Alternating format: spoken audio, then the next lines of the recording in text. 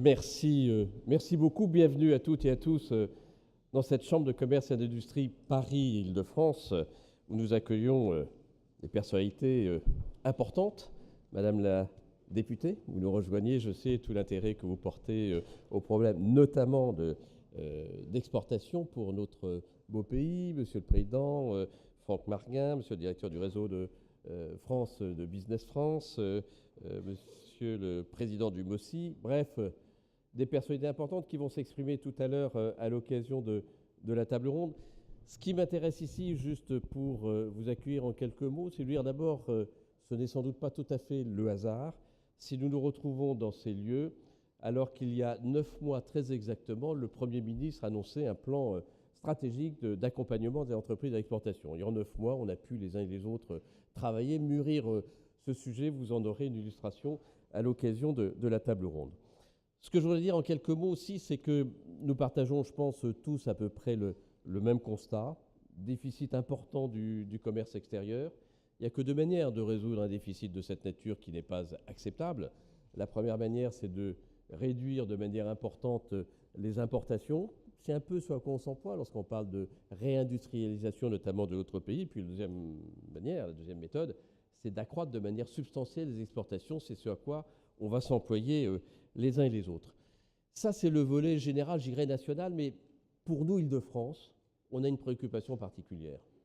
L'Île-de-France, vous le savez, c'est à peu près un tiers du produit national brut ou de la production intérieure brute. En matière d'exportation, ce n'est que 19%. On ne pèse pas notre poids. Ce qui veut dire que, quels que soient les efforts des uns et des autres, on doit arriver à faire un peu mieux. Et quand on creuse un peu plus les chiffres, quand on va davantage dans le détail, on constate que seulement 3% des entreprises d'Île-de-France se consacrent ou consacrent une partie de leur activité à l'exportation. Je ne dis pas qu'en passant de 3 à 5%, on va, par une règle de 3, améliorer de manière substantielle la performance, parce que celles qui exportent sont sans doute des entreprises plus importantes, mieux structurées. En tout cas, ça veut dire qu'en allant chercher un peu dans les profondeurs du tissu économique de notre région, on doit arriver à faire un peu mieux. Et faire un peu mieux, c'est justement le plan d'action. Plan d'action qui comporte deux volets. Il y a le volet en dehors du territoire. On en parlera peut-être un peu tout à l'heure, je verrai, avec ce qui est mis en place dans chacun des pays dans lesquels nous avons des cibles bien précises qui ont été identifiées. Et puis sur le territoire lui-même, ce que nous demandent les chefs d'entreprise, non sans raison, c'est si on avait une porte d'entrée, si on avait un numéro de téléphone, si on avait un contact, un interlocuteur, et un seul, ce serait plus facile pour nous. Et donc ce que nous faisons avec Business France, ce que nous faisons avec la région, ce que nous faisons avec BPI, c'est précisément essayer de rassembler toutes ces forces, toutes ces compétences, de manière à ce qu'il y ait une porte d'entrée, parce que tout simplement ce sera plus simple pour les entrepreneurs qui sont très pragmatiques, et ils ont raison et on les comprend. C'est parce que nous essayons de chasser en meute, comme disent nos voisins allemands notamment. C'est peut-être ce qui nous faisait un peu défaut jusqu'à présent. C'est ce à quoi nous essayons de porter remède aujourd'hui. Nous essayons de chasser en meute, nous essayons de montrer à quel point nous pouvons être unis dans un monde qui est assez divisé. Le fait de retrouver une unité pour un très beau combat, je crois que c'est une parfaite illustration de ce que nous pouvons faire dans l'intérêt général de notre pays et de son développement économique. Je vous remercie et je vous propose peut-être d'appeler les participants à la table ronde. C'est vous qui le faites, si vous voulez bien.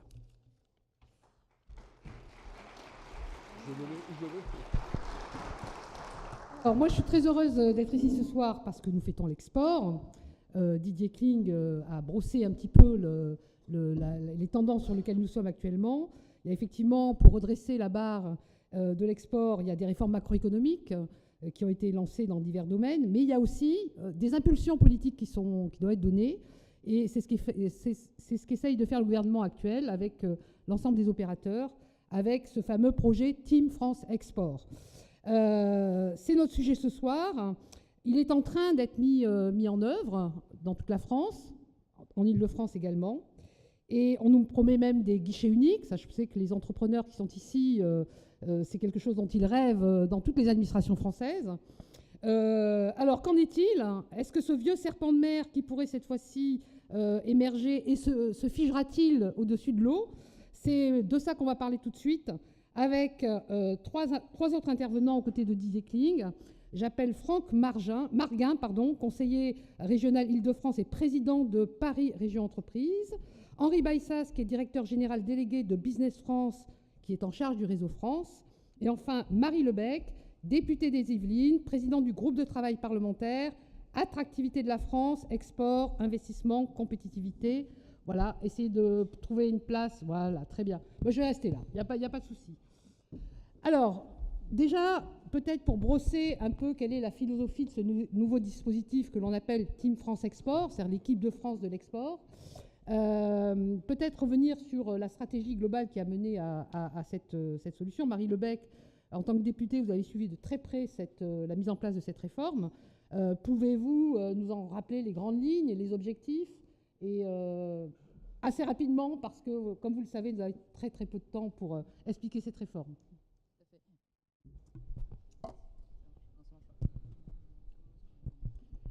Normalement, il est branché. C'est bon. Oui, celui-là marche. Merci. Alors, effectivement, cette réforme de l'export, je pense que le président l'a bien dit. On parle souvent du chasser en meute à destination des entreprises, du fait qu'elles partent ensemble. Mais finalement, on peut appliquer aussi cette expression de chasser en meute à l'ensemble des acteurs du dispositif export. L'idée de cette réforme, c'est de dire on a un certain nombre d'acteurs en France qui sont compétents en matière d'export, des acteurs publics, des acteurs parapublics, des acteurs privés. Et plutôt que de les avoir en concurrence, ce qui brouillait le message ici au niveau national, mais aussi international, on organise la mise en place d'une Team France Export, c'est-à-dire on regroupe l'ensemble des acteurs pour qu'ils coordonnent leur action, tant ici au plan national qu'au plan international. Je pense qu'il faut vraiment lire cette réforme en deux temps. Ici, en France, on a la volonté d'organiser une contractualisation avec les régions, et d'ailleurs cette contractualisation, Business France, j'imagine, en dira quelques mots, mais elle est déjà en œuvre dans la plupart des régions. On a la volonté d'avoir les CCI, les CCE qui sont totalement partie prenante, et Business France et BPI qui s'associent au CCI et au CCE pour un maillage du territoire très profond, pour aller chercher dans l'ensemble des territoires, même ceux qui étaient avant les moins bien couverts, des entreprises qui peuvent partir exporter à l'international, puisque l'idée c'est d'aller chercher des PME qui ont un potentiel d'export, les préparer très très bien ici en France et ensuite les envoyer vers des marchés à l'international.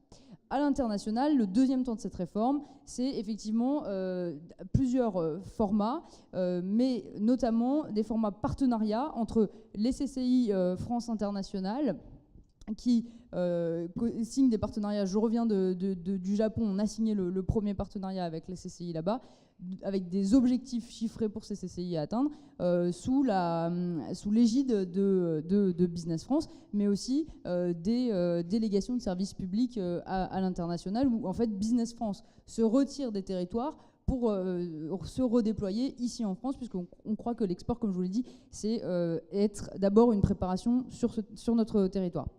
Ça passe par notamment comme outil la création d'un CRM qui est en fait une plateforme numérique qui permet à chacun des acteurs que j'ai cités au préalable de mettre en commun les bases de données, les informations dont ils disposent sur les entreprises qui peuvent partir à l'export et de l'enrichir. À l'inverse, pour les entreprises, le bénéfice de CRM, c'est d'avoir un guichet unique, une plateforme, un seul point d'entrée pour connaître, savoir comment est-ce qu'on fait pour exporter, quel est l'acteur qui correspond le mieux à leurs besoins et à leurs outils. Voilà peut-être en un mot rapide les grandes lignes de cette réforme. Voilà, donc on a bien compris, c'est un rapprochement opérationnel entre le réseau consulaire, les chambres de commerce et Business France. Alors justement, Franck Marguin, en Île-de-France, au plan de la stratégie, comment l'Île-de-France s'est approprié ce nouveau dispositif, comment vous-même vous envisagez de le mettre en œuvre, ce rapprochement CCI, Business France et ce rapprochement dans le cadre d'un partenariat avec l'État, justement. Alors, tout d'abord, avec la Chambre de commerce d'Île-de-France, on a déjà des partenariats, puisqu'en fait, on s'occupe déjà, par exemple en Chine, d'activités communes à la fois autour de l'entreprise, sa promotion, puisqu'on a même des bureaux en commun. Donc le partenariat est entre la Chambre de commerce Île-de-France et la région Île-de-France une vieille histoire, et on se réjouit. Mais pour reprendre exactement ce que vous me posez comme question, on va donc rentrer dans cet accord au premier trimestre 2019. Je crois qu'il y a eu un communiqué de presse même qui a été lancé ce matin de la part du cabinet de la présidente de la région pour bien montrer en fait notre volonté de souscrire à un effort commun. En fait, la réalité, qu'est-ce qui se passe? C'est qu'on a très peu d'entreprises en Île-de-France qui exportent, comme Oui, l'a dit très 3%, justement on a entendu tout à l'heure. Didier Clean. Donc nous, ce qu'on essaye de faire, en fait, c'est d'abord de participer à l'effort, donc avec Business France, avec BPI France, avec la Chambre de commerce, que nous, on est partenaire naturel, on est acteur public et on est vraiment partenaire naturel. Mais surtout, ce qu'on essaye de faire, nous, à l'intérieur de l'Île-de-France, c'est bien évidemment d'essayer de faire grossir nos entreprises par l'intermédiaire d'une panoplie en fait d'aides que nous avons mis en place à la région.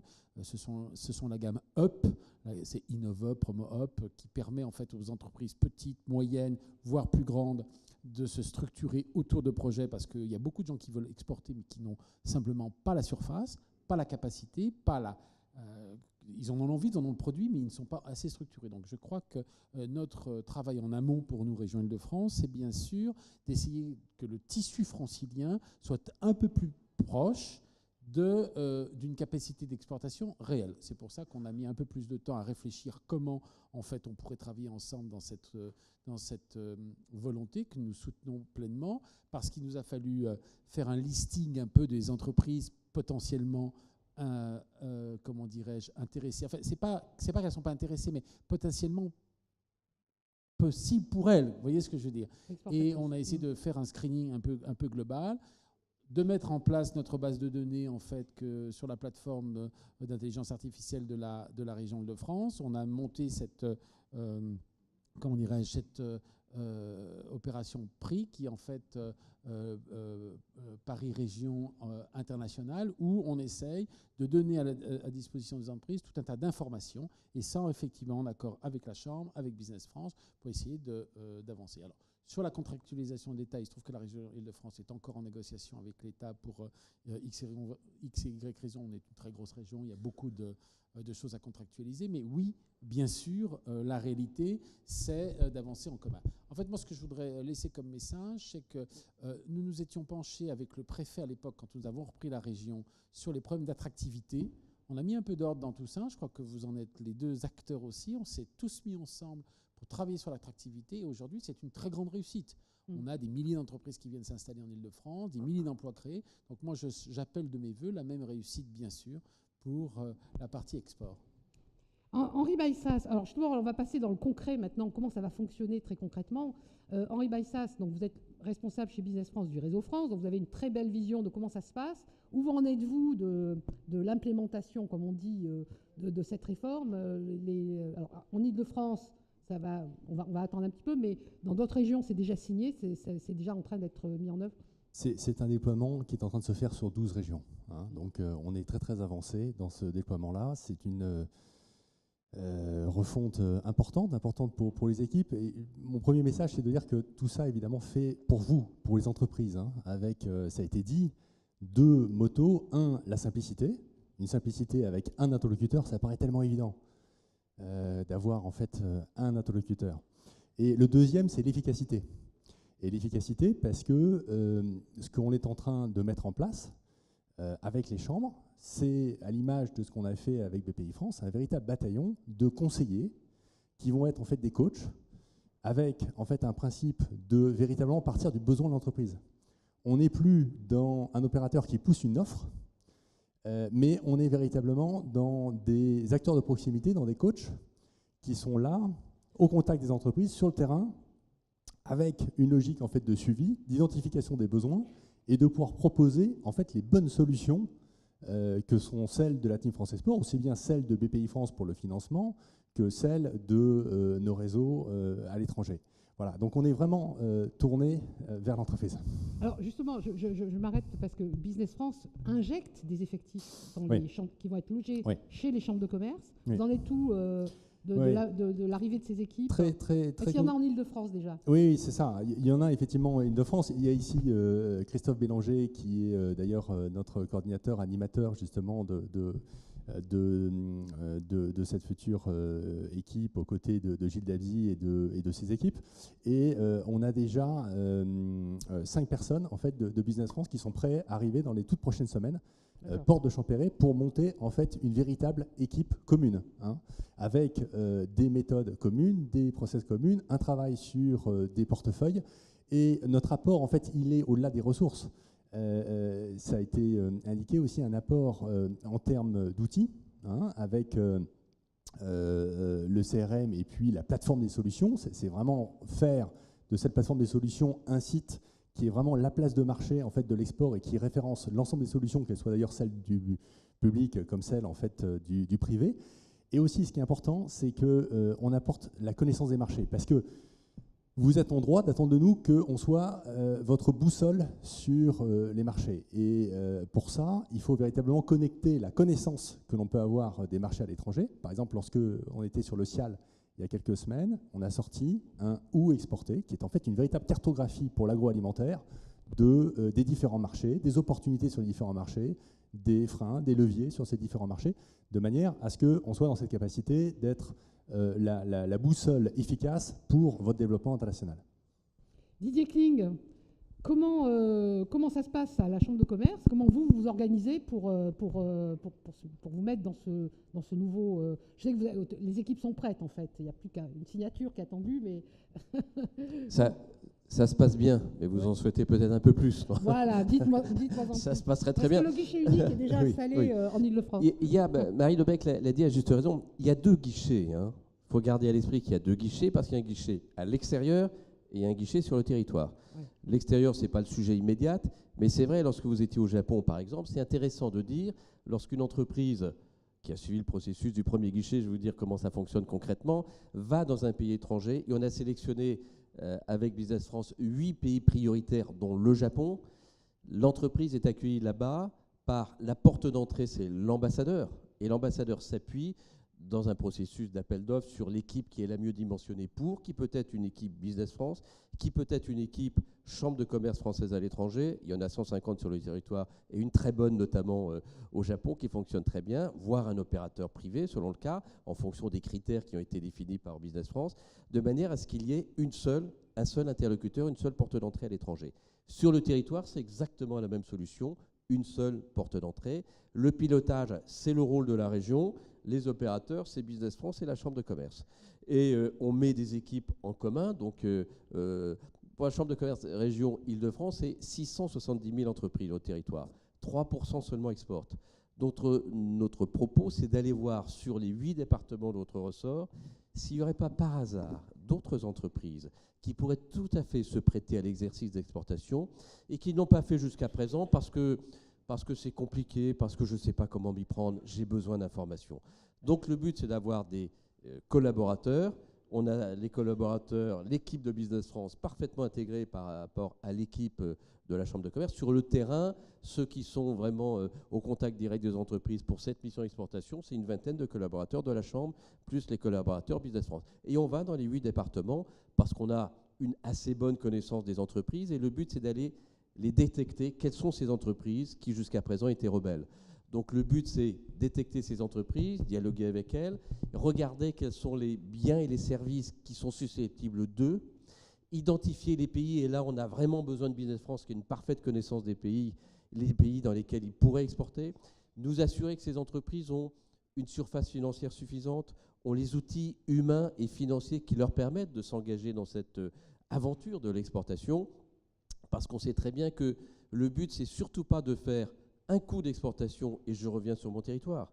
Si on y va, il faut avoir la structure et ensuite, il faut vraiment y aller de manière durable. Donc, on s'assure qu'elle répond bien aux conditions. Donc, c'est un effort qui va s'inscrire sur plusieurs années et qu'on espère bien prolonger les uns et les autres parce qu'il ne s'agit pas du tout d'une opération ponctuelle qui ensuite nous conduirait à refermer la veille. Donc, c'est ça qu'on essaie de mettre en place. On détecte, on identifie, on regarde ensemble, on fait l'analyse et ensuite, on aide, on accompagne et on veille à ce que l'entreprise dans le pays d'accueil et ensuite un dispositif qui lui permette de mener à bien son projet. Et on essaie de suivre cette entreprise, de s'assurer que les résultats sont bien à la hauteur, puisqu'on a mis en place les uns et les autres des indicateurs d'activité et de performance. C'est-à-dire que vous leur offrez quoi concrètement? Diagnostic? Coaching après. Le Et vous allez co- jusqu'où dans le coaching? le coaching, alors, on va aussi loin qu'on peut aller sans être en concurrence avec des conseils de nature privée qui peuvent aller davantage et s'impliquer davantage. Donc on essaie d'identifier, de sensibiliser, de leur indiquer quels sont les moyens dont elles disposent pour mener à bien cet exercice. Mais ensuite, si on rentre dans le conseil personnalisé, il y a d'autres qui savent le faire et c'est leur métier. Et on ne veut pas aller dans ce domaine totalement concurrentiel et on laisse la place à ceux qui sont par ailleurs les partenaires naturels de l'entreprise. D'accord. Alors, au jour d'aujourd'hui, où est-ce qu'on en est? Il y a un financement, je crois, qui a été accordé pour les outils numériques. Peut-être Marie Lebec, on est en pleine discussion budgétaire sur le PLF 2000. Enfin, il y a quand même ce fonds qui a été débloqué. Oui, oui, tout à fait. Alors, en fait, la trajectoire de Business France, c'est une réduction à hauteur de 10 millions de ses moyens. Mais l'idée, c'était de dire, comme avec le gouvernement, la majorité, on a vraiment dans une dynamique de transformation de l'action et donc de l'intervention des acteurs publics, on a créé un fonds qui s'appelle le FTAP, le Fonds de transformation de l'action publique, et en fait, à laquelle des opérateurs comme Business France, mais un tas d'autres opérateurs de l'État sont éligibles et ont présenté un projet. Ils ont donc présenté le projet de plateforme numérique qui permettait en fait à tous les opérateurs à la fois de bénéficier, aux opérateurs entrants et sortants. Et effectivement, le résultat a été annoncé. Le Business France, qui avait un très bon projet, donc a été retenu pour ce fonds de transformation qui, je tiens quand même à le dire, et dont les décisions budgétaires sont décidées par des personnes indépendantes, donc sur lequel ni le gouvernement ni les parlementaires n'ont la main, donc ce qui prouve la qualité de la proposition faite par Business France et ce qui permettra donc un lancement du CRM dès janvier 2019. Donc, dès janvier, les boîtes mail des entreprises vont être un petit peu moins surchargées de sollicitations. Ça, c'est bien. Si on a le temps, on prendra quelques questions de la salle. J'aimerais une autre question. Vous nous avez parlé beaucoup des entreprises un petit peu débutantes à l'export, qui n'exportent pas encore ou très peu. Et les autres, alors, qu'est-ce qui va leur être proposé, Henri Baissas? Les entreprises qui exportent déjà, qui éventuellement, on a beaucoup d'entreprises qui sont très exportatrices ce soir parce qu'il y a le palmarès aussi, mais à celle-là, comment ça va se passer quoi? Sans rentrer dans un grand exposé marketing, Oui, on considère qu'il y a 3 segments en fait. Il y a quelque part un segment sans compter les grandes entreprises qui ne sont pas effectivement de notre sort. Mais dans le registre en fait des PME, les ETI, il y a les ETI et les grosses PME qui sont sur des problématiques pour lesquelles le développement à l'export est aussi très très lié à du financement et à de l'implantation. Bon. Et sur lequel il y a une gamme d'outils avec une connexion très très forte entre des outils de financement et des outils de développement. D'où le fait de s'adresser à ces entreprises par le biais de BPI France. Il y a l'ambition, et c'est ce qu'on est en train là, de construire ensemble avec les CCI, d'adresser plusieurs dizaines de milliers d'entreprises qui sont déjà exportatrices, mais pour certaines qui pourraient faire beaucoup mieux. Parce que le fait de dédier en fait de l'intensité de coaching, de développement vis-à-vis de ces entreprises, c'est pour évidemment faire en sorte que les fruits soient au rendez-vous en fait derrière. Et puis il y a une troisième catégorie effectivement d'entreprises, c'est des entreprises plutôt attentistes ou qui peuvent faire effectivement quelquefois un coup à l'exportation ou autre. Et là, c'est via la plateforme effectivement des solutions, parce qu'on sait bien qu'il y a à un moment donné un certain nombre de moyens et de choses que l'on peut traiter nous-mêmes. Et puis il y a après tout l'ensemble en fait des solutions que peut porter la communauté des acteurs en fait à l'export, y compris en fait privés, et de créer en fait un véritable en fait mouvement d'appétit pour l'export, parce que c'est aussi beaucoup ça. Il y a aussi beaucoup de culturel sur cet appétit en fait à l'export. Et cette plateforme des solutions, c'est d'en faire non pas la plateforme de Business France ou la plateforme des gens, mais la plateforme de l'ensemble des acteurs de l'export portée par les régions. Donc c'est à la fois une plateforme au niveau régional, mais en même temps 12 ou 13 plateformes au niveau régional, et d'en faire en fait des véritables capteurs pour que ça diffuse et qu'il y ait une capillarité sur l'ensemble des territoires et l'ensemble des entreprises qui ont cette volonté et pour lequel on peut participer à cette volonté. Je voudrais simplement ajouter quelque chose. Dans notre gamme, par exemple, d'aide aux entreprises que la région a mis en place, on détecte certainement à chaque fois avec les services des capacités en fait innovantes qui pourraient se tourner vers l'exportation. Et c'est là où en fait on a une capacité à travailler en commun, c'est qu'en fait les gens avec lesquels nous allons soit faire des prêts de croissance, soit au travers du fonds de garantie, soit des prêts innovants, soit des prêts de trésorerie pour accompagner en fait la croissance des PME, c'est aussi de détecter des potentiels. Et ces potentiels-là, il nous appartiendra bien sûr de les diriger. Ce qui est important aussi, c'est que la région, par exemple, on développe des partenariats aussi étrangers. Donc on va mettre également dans ce guichet unique, on a signé des partenariats, je sais pas, avec le Maroc, avec le Vietnam, avec un certain nombre de pays dans le cadre de coopération bilatérale. Et nous, on dit aux entreprises, eh bien, ces coopérations bilatérales, profitez-en pour effectivement aller exporter dans ces pays, parce qu'on a déjà des infrastructures de la région qui sont en place. Donc cette idée, en fait, de plateforme commune devrait être enrichie par les différentes, j'allais dire, déjà actions réelles qui sont en place, mises en place par les acteurs actuels. D'accord. Et l'opérateur régional que vous présidez, Paris Région Entreprise, est recentré donc sur l'attractivité. L'export, oui, ça va être... Alors c'est intéressant, c'est un bon sujet, puisque oui, j'ai actuellement encore une mission qu'on appelle la French Tech Hub. La French Tech Hub, c'est assez intéressant parce que c'est une équipe qui avait été créée il y a quelques années. L'État même d'ailleurs a repris le mot French Tech, ce qui est assez amusant, et tant mieux parce que c'est un très grand succès. En fait, là, on fait de la mise en relation en fait, des grands groupes avec des petites entreprises innovantes franciliennes. Alors ça marche extrêmement bien parce que finalement, tous les grands groupes internationaux, mais ça peut être aussi des grands groupes français, sont assez intéressés en fait d'accompagner à l'export les entreprises très innovantes. C'est le syndrome Kodak. Enfin, on a tous connu, si vous voulez, cette inquiétude qu'ont les grandes entreprises de bien être à la pointe de l'innovation. Donc là, on a une belle réussite et la French Tech Hub, par exemple, a une très grosse réussite dans la Silicon Valley, du côté de New York, du côté de Boston. Donc c'est quelque chose qu'il va falloir effectivement regarder pour le faire vivre à l'intérieur de cette nouvelle organisation, puisque ça n'est plus la mission de PR. D'accord. Je laisserai peut-être le dernier mot à Marie Lebec. Vous êtes l'élu national. Alors, ce serpent de mer, vous allez le figer au-dessus des mers et il va plus disparaître. Le guichet unique, on va bien l'avoir dans ce domaine. Non, mais c'est l'ambition et je voudrais vraiment saluer l'ensemble des acteurs parce que y a un vrai travail qui est fait en un laps de temps très court en la matière. On a vu que tout le monde a avancé vraiment à une très grande vitesse pour que à la fois les rapprochements soient faits, que les contractualisations avec les régions soient faites, que la plateforme émerge rapidement et c'est bien parce que c'est un engagement vis-à-vis des entreprises. Comme j'étais au Japon il y a encore 2 jours, moi je voudrais dire, on a vu très concrètement ce qui se passait et on a vu aussi que l'accompagnement national se poursuivait à l'international parce qu'il y avait cet événement qui était organisé en partenariat entre Business France et la chambre de commerce du Japon qui s'appelait 100 PME avec en fait différentes régions qui avaient sourcé avec l'aide de leur CCI des PME qui avaient le potentiel d'export au Japon parce qu'elles répondaient spécifiquement à une demande qu'on avait très bien identifiée. Donc ces régions sont arrivées avec des délégations, il y avait des représentants des régions, des représentants des CCI, environ entre 15 et 20 PME par délégation régionale et elles étaient réceptionnées à l'arrivée par Business France et la CCI au Japon. Donc on voit bien vraiment la dynamique qui est déjà enclenchée, les outils arrivent progressivement, les dernières contractualisations vont se faire dans les meilleurs délais, mais on voit bien que déjà dans la réalité, il y a une volonté de travailler ensemble de la part de tous les acteurs. Et c'est pourquoi je suis très optimiste quant à la fin du serpent de mer et plutôt à la mise en œuvre effective de la Team France Export. Didier Kling, un petit mot ? Juste un mot peut-être pour bien expliquer comment on travaille. On a d'abord identifié un certain nombre de filières sur lesquelles on porte davantage d'attention. L'agroalimentaire, la santé, le développement durable, la mobilité.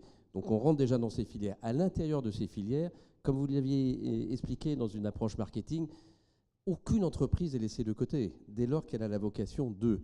Autrement dit, on s'intéresse à la start-up, oui c'est vrai. On s'intéresse à la PME, oui c'est vrai. On s'intéresse aussi quelquefois à la très grande entreprise. Elle a peut-être moins besoin que nous, de nous, encore que la grande entreprise, lorsqu'elle va sur un territoire étranger, il faut qu'elle puisse emporter avec elle aussi des sous-traitants. Et c'est là qu'on peut identifier des entreprises qui puissent l'accompagner.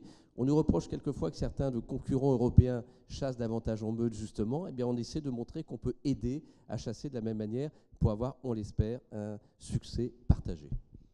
Henri Baïssas, un dernier mot. On prendra peut-être une question, mais c'est un petit peu... C'est très juste. En fait, mon dernier mot, il est vraiment sur cette spécialisation sectorielle. Hein. Ça, c'est quelque chose qu'on est en train de construire là, ensemble, avec les équipes effectivement des chambres, de manière à parler le langage en fait, de l'entreprise et d'avoir une vraie capacité à être un coach en fait, efficace. Et puis peut-être juste pour dire, en disant, est-ce que c'est une énième refonte ou est-ce que c'est la bonne, c'est juste de vous dire pour le vivre de l'intérieur, c'est que là, on n'est pas dans une signature uniquement de convention. On est vraiment, et je rends hommage aux équipes là dans lequel ça va être le quotidien, dans une véritable refonte et construction d'une équipe commune. Franck Marguin, le dernier mot, en fait, on n'a pas le temps. On va me faire signe qu'on ne pourra pas prendre de questions. Bon, alors du coup, je vais essayer d'y répondre d'un coup à toutes. À toutes, voilà. Non, c'est de dire qu'il faut effectivement particulièrement croire à l'idée de chasser en meute.